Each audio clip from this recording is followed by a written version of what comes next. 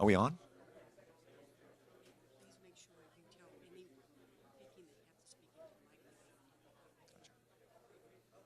We're going to start in just a few moments. If you are here and you are interested in participating, perhaps by submitting a question, we would request if you would be so kind as to come forward and pick up one of these blue cards, fill it out, and then we'll make sure we call on you. We also have the option that if you don't feel comfortable in public asking your question, you could still fill one of these blue cards out, and one of our staff or someone will get back to you with an answer to your question. So now would be the time to come on forward and pick up one of these blue cards if you want to participate tonight.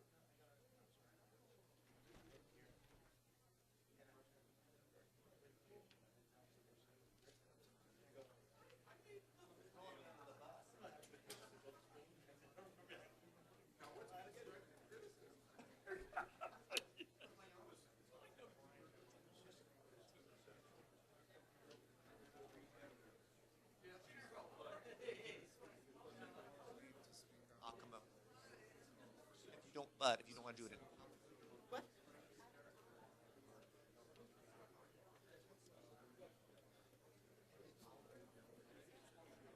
I'll come over with the mic.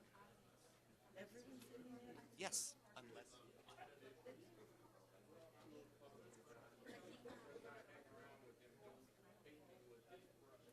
Okay.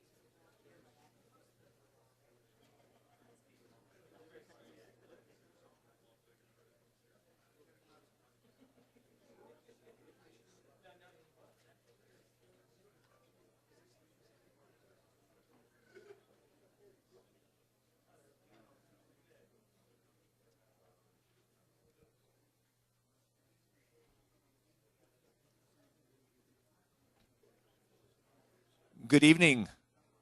On behalf of the North Las Vegas City Council, I'd like to welcome you here tonight. I'm Mitch Fox, Director of Communications for the City of North Las Vegas. Let me tell you a little bit about the format tonight so you know what to expect. We're going to have two presentations tonight, and I'll introduce the speakers in just a moment. Then we're going to have a question segment. So if you are interested in getting your questions asked, once again, would you be so kind as to fill out a blue card, and I will have a mic in hand, and I will come to you, and you'll be able to ask your question. So without further ado, I'd like to introduce the first of two speakers here tonight. The first one is State Senator Dick Sagerblum. He's the author of the legislation that basically granted jurisdictions the authority to have marijuana dispensaries. So please give a warm welcome to State Senator Dick Sagerblum. Thank you very much. I never thought I'd be following Mitch Fox. He's a legend in Nevada, as you know. And Mayor Lee, thank you so much for inviting me. I'd say that this has been a long time coming, and it's very exciting to be here in North Las Vegas because in 2000, the voters in Nevada, 70% of the voters voted for medical marijuana. And it's taken 14 years to get to this point. But to show you how far we've come within the last year, but last year we passed the bill. Today, the county took in over 200 applications at $5,000 each. So the county raised $1 million just one day today. And so it's the excitement out there is unbelievable. But I want to point out a couple of things. First, it's medical marijuana. This is medicine. This is something that is proven to help people. There are people out there with cancer and glaucoma and intestinal disorders that need this. And for 14 years, we haven't been able to go out and buy it. And now we'll be able to buy it. Secondly, its time has come. You know, the public opinion has totally shifted, and people realize now that all the bugaboos and all the hazards and all the stories are not true, that this is something that is beneficial to Nevadans. And finally, it's an economic benefit to the state of Nevada, and particularly to North Las Vegas. Anytime you have vacant land, vacant warehouses, vacant storefronts, those things can be put to use. We can put people in there. We can put plants in there. We can pay rent to the landlords. We can hire good employees, unionized employees. It's tax revenue. So there's just lots of benefits here. And finally, it's not something where you're going to see people laying out in the street, homeless people wandering around, drug addicts with needles in their arms. I've been and seen these dispensaries in other cities. You would not know they're there. They're less intrusive than a drugstore.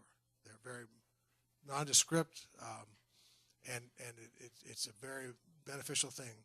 So your city is going to decide where they want to put these, how many they want to have, but under the current law, because they've come forward at this time, they'll be able to have at least 10 dispensaries. We don't know how many grows. We don't know how many edible things, but there's going to be a potential benefit here. But just remember, there were 200 applications today at the county. The cities of Las Vegas is farther along, so their process will come next, and then North Las Vegas will follow. So there's going to be a huge interest here in North Las Vegas. So I would urge everyone to take their time and decide how they want to do it the best way possible, but realize that this is a positive step for North Las Vegas, for Nevada, for all of us. So thank you so much. I'm not sure where the mayor went to, but thank you so much for doing this, and thank you for coming out tonight. And any questions you have, we will be happy to answer them. We have Chad Weston who's going to speak next from the state, who knows the details. But this is a work in progress. We're all working together. We're all pulling together, but we want to make this happen. And you are the keys, everyone here. So thank you very much for coming, and thank you for inviting me, Mayor.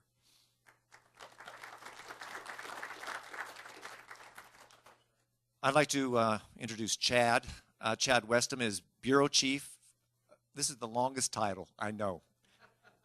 The Bureau Chief for the Bureau of Preparedness, Assurance, Inspections, and Statistics from the Nevada Division of Public and Behavioral Health. I want to see your business card. Please welcome Chad.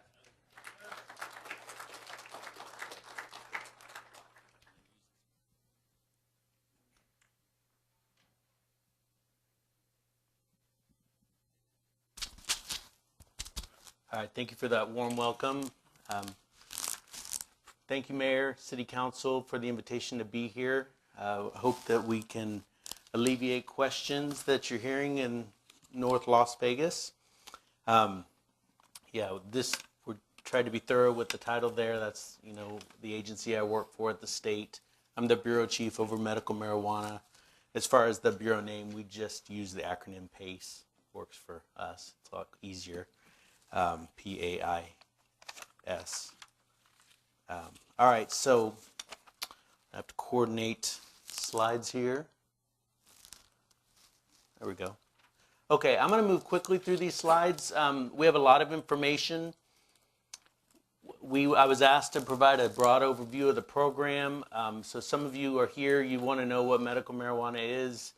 You might want to know what the card holders that are currently out there that are, they grow their own, and then what the impact with the dispensaries and the cultivation facilities statewide. So I'll move pretty quickly, and then we have question and answers for things I moved too quickly on or didn't cover.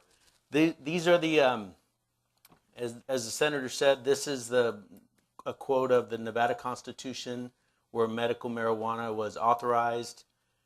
Article 4 of the Constitution, Section 38, and then that was codified into Nevada Revised Statutes, Chapter 453A. And you can find that all at the on the internet at the legislature website. The program over the years has been a registry and licensing program. It's been mostly for grow your own card holders and the caregivers that support those patients, and I'll give you a little more detail as we move. So, there we go. All right. Beyond the card holders, we're moving now into the medical marijuana establishments. And just briefly, those include primarily medical marijuana dispensaries, which you hear a lot about in the media. There's also the cultivation facilities, which will grow the product, and then production facilities, which will grow edible medicines or marijuana-infused products. And then there'll be a number of independent laboratories, because that is required under the law and the regulations that the product be tested. So the program, and I'll move quickly here, this is what I was saying about the card holders, where they've been able to grow their own, and then they've had caregivers as well. And the revenue for the program, though, is from these fees. There's not tax dollars used or general fund. As the senator mentioned, the program's existed actually for a long time, from the early 2000s with amendments in 2003, 2009, 2013. Originally, the Department of Agriculture ran the program. It was shifted over to our Division of Public and Behavioral Health in 2006. But just so you understand the scope, we ran the program up until recently with only a handful of people, some administrative assistants, because it was a very simple program just to get the doctor's authorization for the product and the patients to grow it, and their caregivers. So, but what the big changer here is, in 2013, the legislature and Governor Sandoval signed off on Senate Bill 374, and now that that law is established, we did produce some regulations at the division level. Those are available online at health.nv.gov. Click on Medical Marijuana Program, and you'll see the regs pretty prominently there on the left. And with that, what became a shift to two different programs: the existing cardholder program, and then the Medical Marijuana Establishment Program. Just real briefly, for those who are interested, and this will continue, for patients to grow their own, there's 6 steps where they pay a fee to get the application. They pay a fee once they fill it out. Now, after April 1st, it's a total of $100. We do a name-based background check of the patient, and if there's not any disqualifying history with that patient, then the patient can take the acceptance letter to the Department of Motor Vehicles, where they can get their card and start the process on their own. Just as a quick overview, so to have a card, if you're a patient, in consultation with your physician, you need to, it's currently in law that if you have cancer, glaucoma, AIDS, PTSD, or other illnesses where pain is an issue, especially severe pain, then you're authorized to get a medical marijuana card if your physician, provides that documentation.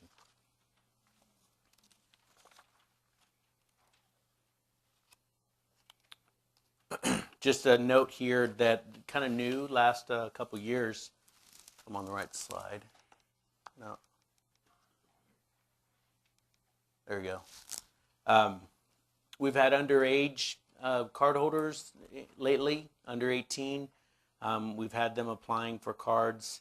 We've had a handful of them because mostly to treat seizures and similar things like that. They've found that medical marijuana is very effective in limiting the seizures. We've had, patients that, and there's a lot of research still to be done, of course, but patients that have, hundreds of seizures in a day, and they have medical marijuana, and that's brought down to a far, lesser level. And so we've been happy to be of support to them and get them some relief. Okay. The regulations, because there's a state law, NRS 453A, and then there's the regulations, Nevada Administrative Code 453A. So we were tasked, as soon as the law was passed, to develop regulations to provide some details on how there'll be medical marijuana establishments, both dispensaries, cultivators, and laboratories, et cetera. We worked through the process. We had a lot of people working on it.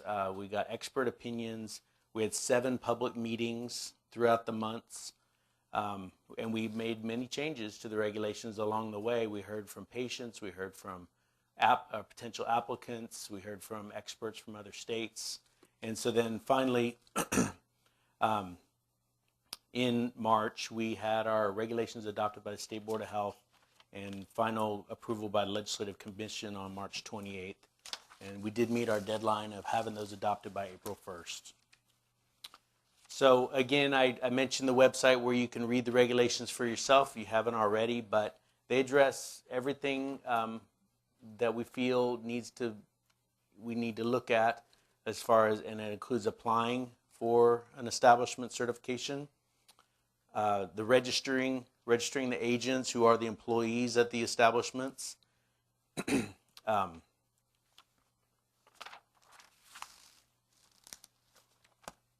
and also that there's a number of other things. Some things actually will be unique to Nevada. Other states have not fully implemented some of these things, such as we'll be requiring that the medical marijuana be tested once it's harvested and when it changes form at laboratories that are also certified by the state. So there'll be a higher level of assurance for the patients of what they're receiving. They'll know what's in the packages. They'll know what the THC level is, what the CBD level is, and it'll also be tested for any, inappropriate contaminants before it's sold. And there's also strict guidelines on labeling and packaging, which we felt is going to be another nice enhancement that other states don't have quite yet. And that's consistent with other division programs that we regulate. Okay, so the part you've all been waiting for, applying. Anyone who's interested in these businesses coming into North Las Vegas or wanting to get into the business of cultivating medical marijuana or being a dispensary, we'll be sending out a notice to statewide, giving people 45 business days to prepare their applications for a medical marijuana certification. Once we give the notice, and there'll be no question when that day comes, because it'll be very widely publicized, we believe, and it'll be on our website. And if you sign up now for the medical marijuana listserv on that same website, then you'll get an email notification as well. But then after the 45 days, there'll be 10 working days. We'll receive those applications at our offices in Carson City. There we go. And then we have a big job ahead of us where we have to review all of the applications across the state. Northern Nevada, Southern Nevada, all the rural areas will also be able to submit applications. And we will have to review and accept all the applications that are sent to us. We'll be working closely with the cities and counties. We have been so far, staying in close contact with them, making sure that we're, working collaboratively as much as possible. We will rank the applications. Make sure I'm on the right. There we go. We will rank the applications. The top candidates will be issued provisional certificates, and our division will forward those top candidates to the appropriate local jurisdiction. Excuse me. Some of the essential elements is once the applications are reviewed and we then issue a form of a certificate, then the business owners or operators have 18 months to kind of start up their business, get it running, get any additional approvals they might need at the local level. And a very key point, maybe one of the biggest points in this whole presentation, is that the businesses do need to have both our division approval and local government approval in order to begin operations. And if at any point in the process, if a local government denies an application, then our division will as well. So we anticipate, because we get this question a lot, we're doing a lot of preparation right now, and I'll get into that briefly, but we're looking at receiving those applications in late summer 2014. The local government role. We're partnering with jurisdictions all across Nevada. Their portion, their role in this will be the zoning, appropriate zoning of these businesses, the business licensing. They have the authority to have additional regulations on top of ours. They might, and we expect, this is really just a guess, but we think that they'll be the first line of response of any law enforcement needs with the businesses. The division will get complaint investigations, but we'll work those investigations jointly with the local authorities as appropriate. Some of the things for citizens in North Las Vegas you might be interested in knowing about the state law and the regulations do indicate that the establishments do need to be 1,000 feet from public and private schools, and they need to be at least 300 feet from community facilities.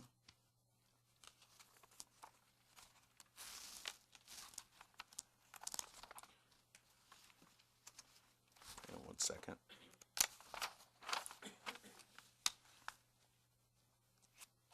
All right, that's a bit redundant actually. All right, so we'll be doing our part. We'll be making first round recommendations to the locals about which what locations where they might be appropriate. We'll be talking to the counties. There's and then there'll be a lot of discussion about where they might be located. And as the senator said, there'll be at the moment 10 dispensaries authorized for North Las Vegas. And that brings me actually to this point, which is the county commissioners, per the law, are able to change the percentage that's specified in law. Because right now it says in counties that have 100,000 persons or more, no more than 25% of the total number of dispensaries may be in a local jurisdiction, but the county commissioners can change that as of this moment, as of today. That hasn't been done officially in any counties yet, but it's being discussed. Just real briefly, up in Carson City and in Las Vegas, we're going to have new staff to handle this workload. On this quick slide in blue, you see the inspectors, and another form of inspector we're referring to as auditors. That'll be in Las Vegas. We'll have administrative staff, inspecting supervisor. We'll have a program manager up in Carson City, and then additional inspectors and auditors. Over on the left there, that's some existing staff. That's the current staff, those 4 boxes to the far left, that do the current Grow Your Own cardholder program. To review these applications, we have 90 days at the division. We'll be bringing on up to, depending on how many we get, 15 temporary professionals hired to review the applications. We're currently developing processes that we need to do this. We're working on databases so that we can track the information, so that we can have the IT systems of the state to match what the businesses will need to track their medical marijuana sales, to track the product as it goes through their businesses. The law allows that Grow Your Own cardholders are able to make a donation to the dispensaries one time, and so we have to have a system to track that as well. It's all to keep the product very safe and going to the patients and not anywhere else that might be inappropriate. Just a broad overview. The patient card holders, there's over 5,000 at the moment. There's actually a requirement of the law which limits us from sharing a whole lot of information on this, but as you see, the far majority of the patients are in Clark County. you know, and there's a lot of people who do speculate as the dispensaries come online and the cultivators that supply them, there'll be a whole lot more card holders in Nevada. And we hope to be prepared to meet that need, to support the businesses, to help them to be responsible and, you know, provide for the needs of the patients that need the medical marijuana. And that's it.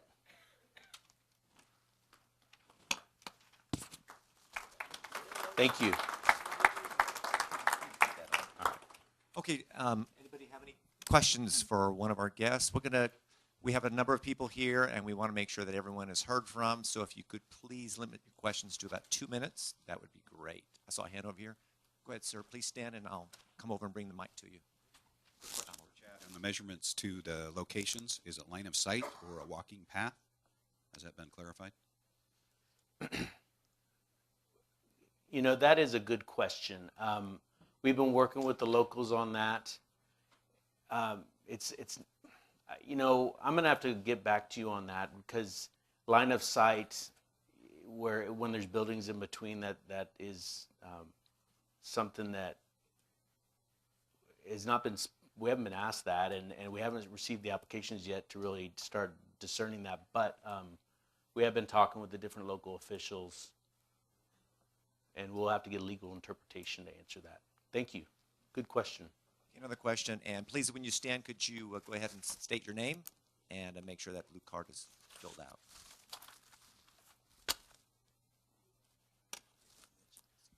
Good evening. My name is Frank. My question, you mentioned that the state will rank and then forward to the local governments. But if the local governments don't approve or if they deny, the state will also deny.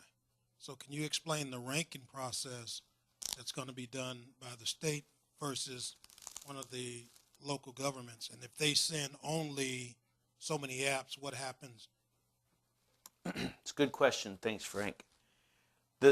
What helps people understand this the most is that the local jurisdictions, you know, will be looking at things like zoning and business licensing. If they adopt additional regulations, and some have, and it's, just remember, we have to look statewide beyond Clark County as well, that they're looking for those requirements, whereas the Division of Public and Behavioral Health, we're looking at the medical marijuana requirements outlined in our regulations. They're, you know, 119 pages. It's double spaced, but nevertheless, it's requirements that are specific to the establishments, how they operate, how we keep the products safe, and so we're going to be working hand in hand with the local governments, but we're not looking at exactly the same thing. So we'll do our part, they'll do their part, and I feel like we have really strong relationships to where it'll be a collaborative effort. Please identify yourself. John Glenn Watkins. I'm an attorney in town, and I see a real catch-22 here, and I know Senator Sagerblum is going to be working on this, I assume, but we're going to give all these folks medical marijuana who need it, but as soon as they get in their car, they're going to be arrested for DUI. And at this point, that's what's going to happen. There hasn't been any change at the legislature to get away from this nanogram level. So again, we're trying to help people with their illnesses, but next thing you know, we're going to have a bunch of people arrested. And don't think Metro's not going to arrest these people. Anyone who uses medical marijuana is going to have 2 nanograms of THC in their system. And so therefore, the police has made it very clear they're going to arrest. And they're going to know they're taking medical marijuana because they're going to be the registry cards that's listed on their scope. So, Tick, tell us what you're going to do. Well, first off, you're partially correct. I honestly believe that the police are not going to just target people that go to a dispensary and purchase. But the reality is that if they do have it in the system, and you will have it with very modest amounts, then you could be arrested. So we are, Assemblyman Horn last time had a bill that we didn't quite get through, but we're going to go back and work on that, and we're going to address, probably do like what Colorado did, where they have rebuttable presumption. So but we understand your problem. We're going to deal with it because we cannot have people being arrested for DUI just because they are taking a legal drug in Nevada. And the very simple. To resolve, all you got to do is we have an impairment standard. Is you go to an impairment standard. If you're driving when you're impaired, then you ought to be arrested and prosecuted. But if you got a trace amount in your system, why do we want presumptions? What do we need people to try to presume their innocence? This is the United States of America. If you're going to allow medical marijuana, which we are now doing, then we need to make sure we don't arrest people who are not impaired. And that's my point. All right. Well, it's a good point. But you know, politics is the art of the possible. So we're going to work as much as we can. But I know we don't know that we can get there right away. But we understand the issue. There's 2 nanograms. We have to take another question. Another question from someone else. Please stand, sir. Just 1 second. Okay, hold on 1 second. For those that have been smoking a long time, it's going to be more than 2 nanograms because we're pretty well saturated after 40 years. I mean, we're just going to be honest with you. That don't mean we're stoned all the time because it's just like alcohol. It takes you a little more to get that way. But I got another question. What are you going to do for transportation from, whether it be grow house to dispensary, grow house to an edible place? I mean, because people are going to be hauling these things around town, and is somebody going to go to jail for hauling from from grow house to dispensary? And how much are they going to be able to haul at one time? Are they going to be able to haul 10 pounds of product over to the dispensary? Or just exactly what you're going to go to jail for? Because somebody's going to go to jail for something like that.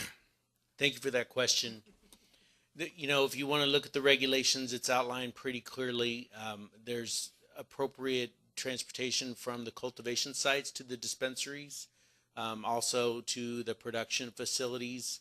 It actually says in the regulation that I believe it's something to the effect of unmarked vehicles. They have to have a transportation plan, and that's in case there's an accident or something. They'll need to know, what their plan was and make sure that there's a proper response so the product doesn't go somewhere it's not supposed to.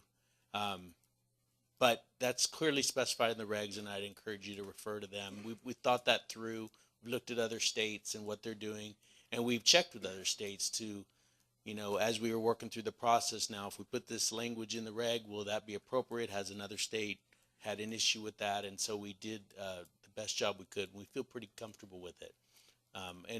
Before you get to it, there's also a provision in there about delivery to patients who can't otherwise get to the dispensaries, and there's a limited amount of product that would be allowed on those deliveries to where there won't be mobile dispensaries or anything like that, and that's also in the regulations. And let me just add this. Fortunately, we didn't invent the wheel or reinvent the wheel. So we went around when we developed the law. Went around, looked at other states, and picked what we thought was the best aspects to put this and made sure that it worked. And then the state has done a fantastic job in taking our law and developing, building it out. But again, looking at other states, what other states are doing. So we're not just creating this thing from whole cloth. This is based upon sound practices in other states where it works. It's being done soundly, methodically. It's making money, but it's secure. Okay, we have a question back here. Please identify yourself. Hello, Chad, Tech, Attorney Bruce Gale. I'll be very brief. Came late, and I have a question regarding really not what the state's done, because I've been following that. I was hoping the city of North Las Vegas, we were going to get some peek today of what they're doing, but no one from the city of North Las Vegas is going to be speaking today. That's a question. That's correct. This is an informational meeting for the city, and but city manager's here, the mayor's here, city councilman's here, so they're listening, but they have not, to my knowledge, made any decisions of what they want to do. So I think that's why they wanted to hear from you, the public, as to what they should do. But if you have some suggestions, within 2 minutes, you could probably make them. I can do it in 30 seconds. This is directed to the mayor and the city of North Las Vegas Council. I implore you, please temper your restrictions that are more restrictive than the state. The Clark County, as you well know, they finalized their zoning and land use regulations back on Wednesday, March 19th. Got an email on the following Monday. It was sent out late Monday, March 24th, at 11:47 p.m. I got it Tuesday morning, the next day, and individuals who had been in a holding pattern regarding acquisition of property had basically 27 days to get the preliminary review form completed by the county. And so that stuff was due at the county today by 3 o'clock. So again, please, please, please temper any restrictions that are more restrictive of the state. And I'd be glad to talk to y'all if you'd like to. Thank you.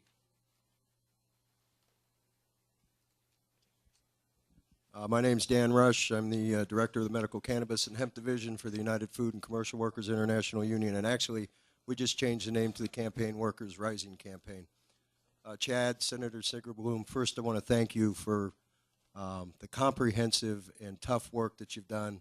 I want to thank you for the state for selecting a merits-based application system as a co-architect of the original merits-based application system that was used in Oakland, California, along with the University of California Goldman Institute on Policy, and also with Attorney Mark Terbeek in California and the City of Oakland. We spent a lot of time, and it was a matrix-based policy that we designed. And it was a policy that was designed to work in conjunction with not only state regulations, but also with local zoning. And it's a system that's designed to create a race to the top.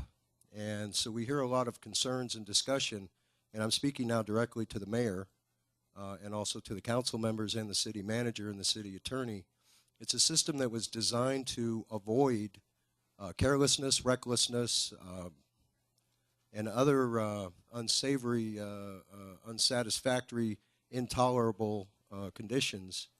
And I just want to urge the city to please continue the race to the top. Continue to reward the folks that are asking for ranking in a merits-based process and have an open and transparent process, something that we can all see so that everybody in the city, all those that are vulnerable, the community members, the workers, and the patients, that everybody is as taken care of as possible with people who are clearly demonstrating that they want to race to the top and create a stabilized industry. So we hope that you do look at a merits-based system. Thank you.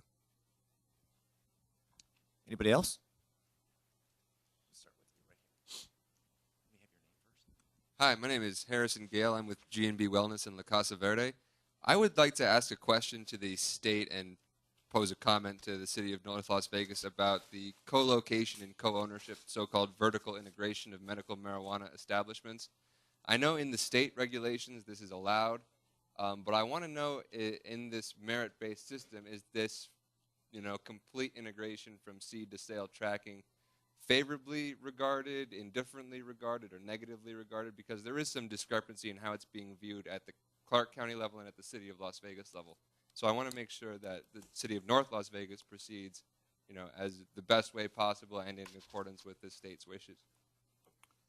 Thank you for the question.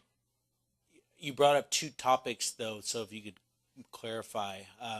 You mentioned seed to sale, and then you mentioned vertical integration of the businesses.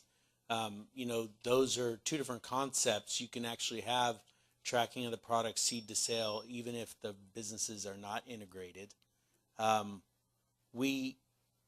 the state, we're looking at those issues now, and the applicants will need to apply for each business that they want to apply for. They'll have the option of stating their preference as far as if they're applying for multiple, or like, for example, cultivation, dispensary, and a production facility, and they can state their preferences on how those are ranked, what they want to do. That's what we're looking at right now.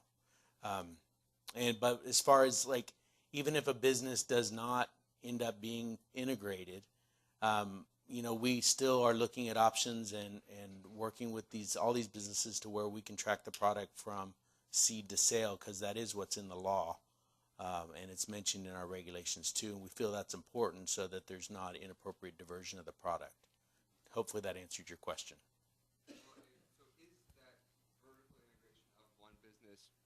Is that vertical integration favorably regarded by the state, or is it disfavorably regarded? We're neutral. Okay. We're going to review the applications with as a very objective process, and we're neutral. We're not opposed to it. We're not, you know. That's all I can really comment. Okay. Another question right here, sir. And let me just follow up on that. And that, I'd say, but our intent was that it would be a favorable bonus point if you did have both the grow and the dispensary, so that you could track it within your own system. But if they can provide another way to track it and nothing goes out the door, then that's probably acceptable. Yeah, Andre. You keep saying seed to sell. Now, there are some stipulations in the state law that you can buy from, what do you call them, caregivers. What do you do about that? Are caregivers going to be held to the same accountability as dispensaries? So if a dispensary buys from a caregiver, can it be a clone to sell? Well, there's the law, and as it's laid out currently, you know, that it's like a one-time situation where the caregivers or the patients make that transfer to the dispensaries. It won't be occurring regularly, and so, you know, those requirements are not, like, for example, the patients or caregivers growing currently, they're not required to report back on any of where they, you know, got the seeds or how the product grew. So we can't come back after the fact and require that later. But, you know, need to be records of where the dispensary got the product, and that'll be tracked. As we were just saying, we're not looking to have, you know, extra requirements without basis. That's not our objective. Oh, I was just going to comment actually on the Mr. Gale, your question there. You know, we have said publicly, although we're neutral on the vertical integration, you know, we've said in our many workshops and stakeholder groups that it would seem, you know, if the businesses are proposing, you know, a cultivation facility and a dispensary and other facilities, that maybe some of the parameters of their application would be stronger, and we're just speculating. So, you know, maybe that does equate to, you know, them doing well in the process.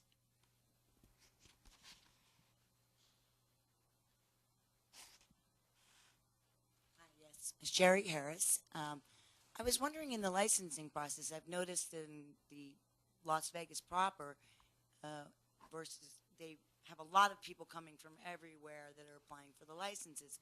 And I wonder if there'd be any consideration to the locals of North Las Vegas who want to put in that application, and if the ranking and whatnot will go according to that, as we live here and we might want to open a dispensary in our own hometown versus it going to California and going to everybody else that's coming into the state.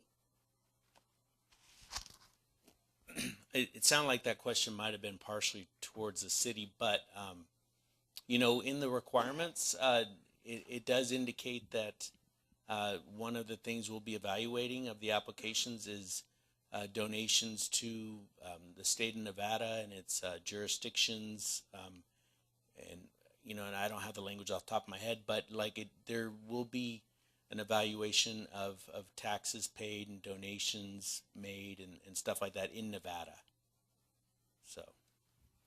Another question?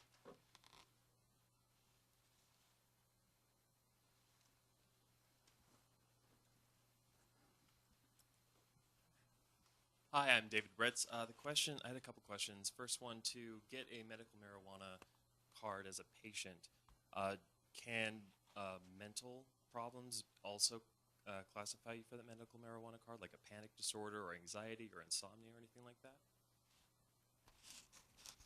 That would be, you know, for a physician to determine if some of those things, you know, if the physician feels comfortable connecting those issues with some of the listed conditions that, you know, I went over in the presentation, one of which is now PTSD, then, you know, that's a possibility. But like mental disorders is not currently listed in the law or the regs or anywhere else as a standalone issue. Okay, am I correct in correct in my understanding that Nevada will allow out-of-state card holders that were issued medical marijuana cards from other states to use their cards to qualify to buy from dispensary here? Eventually, yes. That's reciprocity, and the law does specify that they can bring in their cards from other states, and the dispensaries will, validate them and recognize them and be able to sell. Okay. Then the one comment I had about that was when you have other states coming in, like California, that allows medical marijuana cards for people who have anxiety disorders and mental disorders like that, you may be giving favoritism to patients from other states who have more patient rights than Nevadans here. So I would like to comment to urge to consider adding those types of disorders onto the menu as well, just to keep Nevadans in the same playing field. Thank you for your suggestion.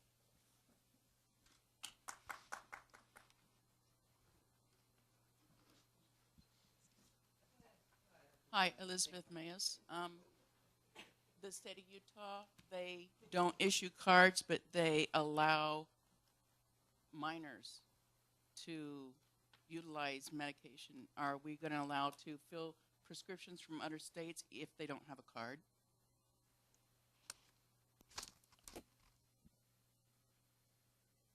The state of Utah only allows minors to be serviced. Right. I'm sure there'll be some work on that topic, but currently, as off the top of my head, the way the requirements are, there needs to be a card from another state, and we might have some additional interpretation at a later point. But again, it's a little early because the dispensaries are not up and running, the cultivation facilities are not up and running. We're a little ways out. Going to permit the patients to maintain their cards if they're growers? That's a good question. As it's written now, once a dispensary opens in an area, the patients within 25 miles of that dispensary will be notified that the dispensary is opening, and then they will, be encouraged to go to the dispensary for their product. But there are some provisions where if that dispensary does not provide the strain that they need for their condition, then that is one reason I believe to where they can continue to grow their own. Okay, and how many strains will the dispensaries be carrying? I can't answer that this time. There's no limit on the at the amount. There's no limit.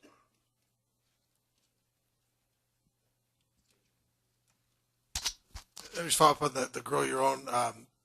The law grandfathers in everybody, I think, until 2016.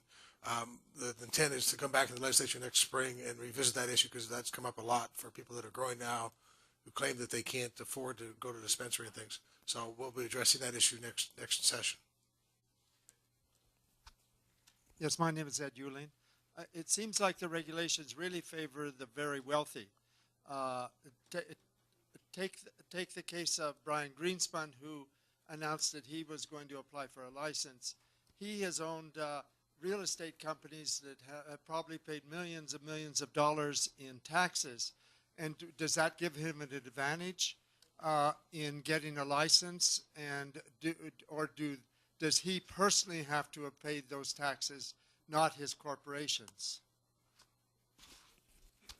There's things really and this is a good example. There's things I can't comment on, but I'll just say that there's going to be a whole lot of aspects of the applications that are reviewed and ranked, and that's donations, like you were describing. That's only one aspect of the application, one of many. So even if an applicant does really well in a given category, that they need to do well in a number of categories.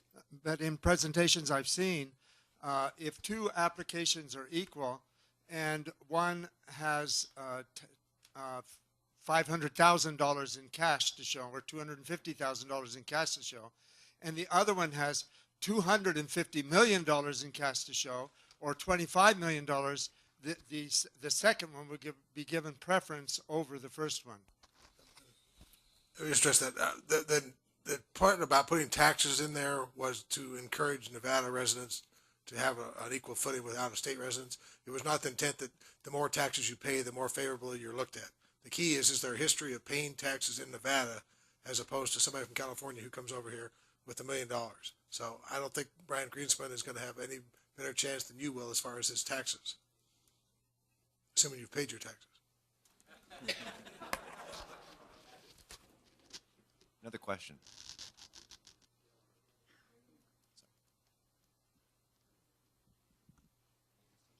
My name's Becca, and up until a month ago, I was a caregiver and a patient, and my mother was sick for a long time with lung cancer, so she could not smoke marijuana, and she refused to break the law. I bought an application from the Department of Agriculture in 2005, 2006 for $50. And I still have it to this day because there are no dispensaries. On top of that, I have one doctor that I do everything with just to keep everything straight. She will not sign my papers. Are these dispensaries going to be able to provide a medical doctor on site so that I can follow the law? Or am I going to have to wait until my doctor either changes her mind or I change providers? As far as the dispensaries, physicians on site, that's not currently part of this, the regulations. So I really can't address your specific issue, but do you have something to comment on that? I do. That is a real problem, finding doctors who will prescribe. We're seeing more and more now, but we are also going to address that in the next session to make sure that it is much easier to get cards and much easier for doctors to give a prescription as opposed to what they have to do now. So I apologize for what you had been through, but the reality is it is going to get much easier, and maybe your doctor won't do it, but we will have a doctor who will be able to. And dispensaries will have doctors who have done this, who they can give you a list and say, okay, we know these doctors will do it under the right conditions. You'll still have to go to the doctor, but there won't be like Venice where the doctor sits out in a lounge chair in the front of the building and writes the prescription. You walk inside and get your marijuana.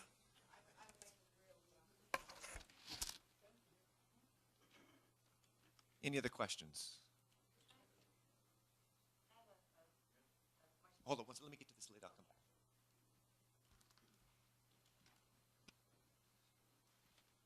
Please stand and state your name. Hi, my name is Patrice Sowers. I'm with RPM Architecture here in town. And my name is Patrice Sowers. I'm with RPM Architecture here in town. And I work for a registered professional here in Nevada.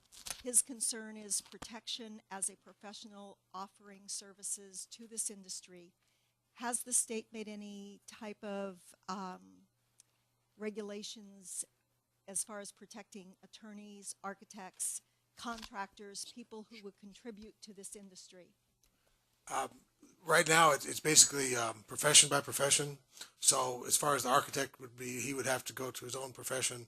But I can tell you on May the 6th, the Nevada Supreme Court is going to give protection to lawyers in Nevada. And so I would hope that people other professions would follow that lead and then go through their own process and say that, yes, it is legal in Nevada. And if you are doing something that is lawful in Nevada, then you're protected from any type of allegation that you're doing something that's a violation of federal law or you're committing a felony or anything.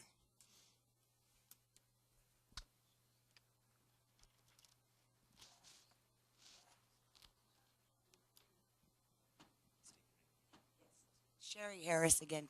And I believe in the Clark County rules for dispensaries, there were no medical personnel that were allowed to be involved in those. And there was no also counseling that was allowed to be given for some 300 or more products of marijuana. Will that be, will some of the rules that were set forth over there in Las Vegas, be considered, since they've gone through their questioning over there, now here, to be changed a bit? We're always open to ideas to improve the regulations that the division adopts. But as I shared in the presentation, the regulations were adopted by the State Board of Health in March and authorized by the Legislative Commission at the end of the month of March. And as I said, also, our regulations address different topics than the local or the county jurisdictions. So I can say, although physicians aren't mentioned in our dispensaries from the state level, there is a requirement that there be some educational materials provided and available, and that there's a plan that the business has to share that with the patients. So you can look forward to seeing that. Let me follow up. I mean, if the county or the local jurisdiction wants to prohibit counseling, that's their right, I guess. But the reality is that might be something that North Las Vegas looks at, because I know a lot of places in California will have people who provide counseling advice as to just describe what your symptoms are, try this, try that. That's part of it. Yeah. They also have yoga teachers. They have acupuncturists. They have a variety of other types of holistic medicine they offer free to people in the community, which is another benefit that can come out of this. I think we have time for one or two other questions. Anybody else have a question? Did I miss anybody? Yes, ma'am. Please stand.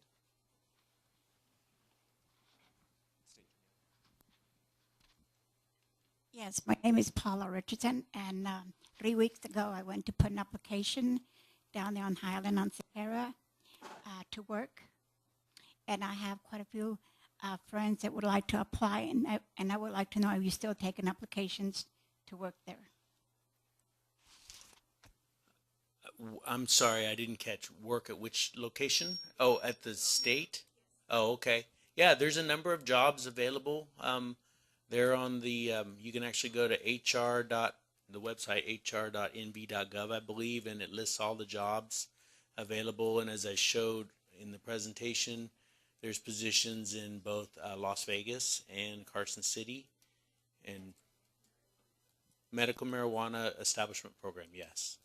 Yeah, and that's, the state system. That's where you go to the website and you apply electronically online. Sure. Good evening, gentlemen. My name is Chance. Just if we can have the link for the listserv. And is there going to be any future consideration for consumption on property? Thank you. Okay. The link for that listserv, the medical marijuana, so you go to health.nv.gov, which is the division website. There's a link on the left. They'll say medical marijuana, and then quite prominently on that page, you'll see the link for the listserv, and there's thousands of people who've signed up for that, and they get our information as we disseminate it. And what was your second question? The second question was concerning, will there be any future consideration for consumption on properties? Thank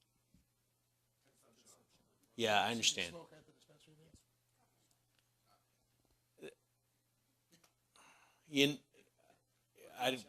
That's actually possibly going to be a statutory change. Yeah, there's no intent right now. I mean, if you bought a brownie and ate it on the way out, probably no one would kill you. But the reality is that's not something we're intending at this point. Any other questions? Yes, ma'am. Please stand.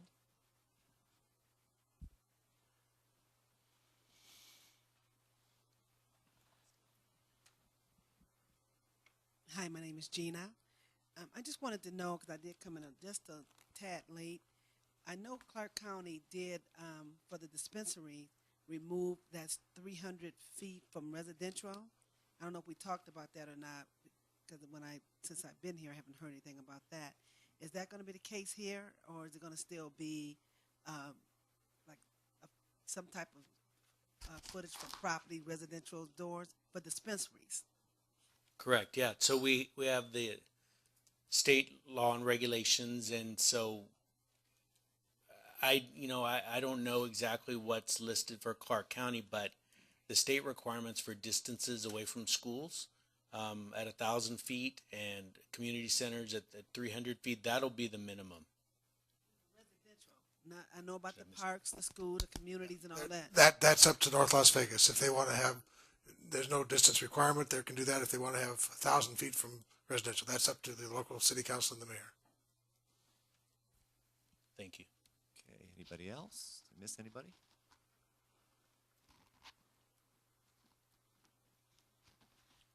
Okay, very good. Could you thank Chad Westham and Senator Tick Sagerloom? And on behalf of Mayor John Lee and the North Las Vegas City Council, thank you for coming tonight. Appreciate your time.